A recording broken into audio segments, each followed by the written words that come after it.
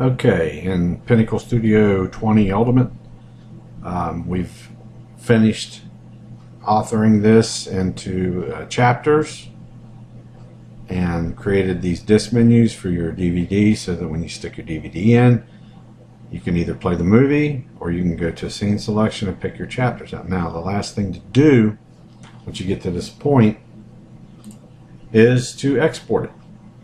Not just burn it to disk, you can export it, and this gives you several different ways of doing that depending on what your end product that you're looking for is.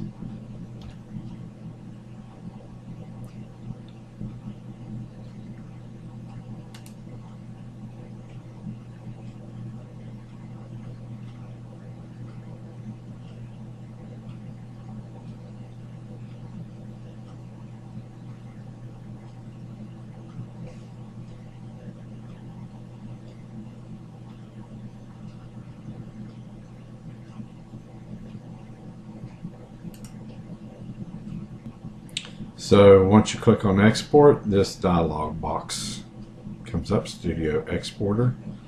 The very first thing you want to pay attention to is the type of export you do. Now if you just want to save this as a file on your computer, you click here. If we're doing a DVD disc, here. Now if you're going to send this out onto the cloud, onto YouTube,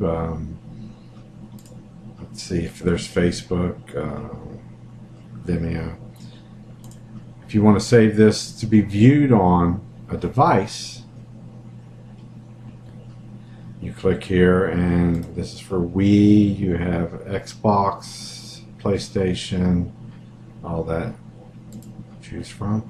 My DVD file, you more or less pick out the type and the quality and everything that you want here. This, I believe, will use the My DVD program that comes with this to burn your DVD with.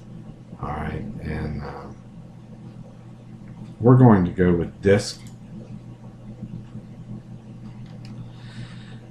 And within here you have Blu-ray, ABC, HD2, just plain HD, or DVD. Alright, if you wanted to go to Blu-ray, you could do that here. The preset here,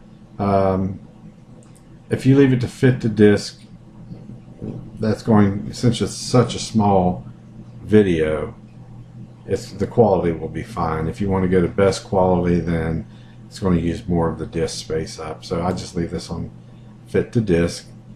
The advanced button is not really needed that much. This is just when you set it in there, auto detect, your encoding for your audio, and some of these you've already chose over here. Shut down the PC after it exports. I don't really want to do any of that. Now, you'll notice down here the target size. This is for the media that you're using. If you're using a CD, I believe the max on those are 700. This is for viewing it from computer to computer. You have mini DVDs, your basic DVDs, you have your 8.56 gig DLs, unlimited size. Now we're just going to burn this on a regular DVD, so this is what we're going to pick right there. This is the folder that this is going to actually save this to, so that if you want to burn it to a disk from another program, it'll be there. You can change the name here, and this is just the device that you're using to burn it with. Now down here, we're in the burn disk. If you go to create image, burn image, a lot of times you will have things not just for entertainment that you're making here, but you want to load onto another computer.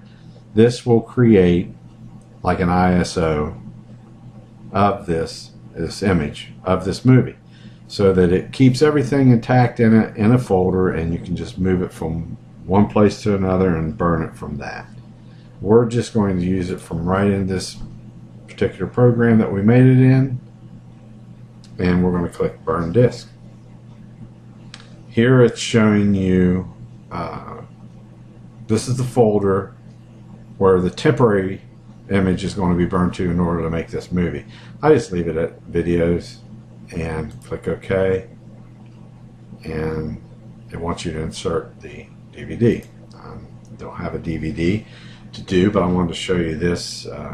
Once you do, it'll start exporting, and all this in here in blue is what the available space you have with per movie that you have here. So you see this movie here is only 1.87 minutes, and you have 52.23 minutes left on the disc.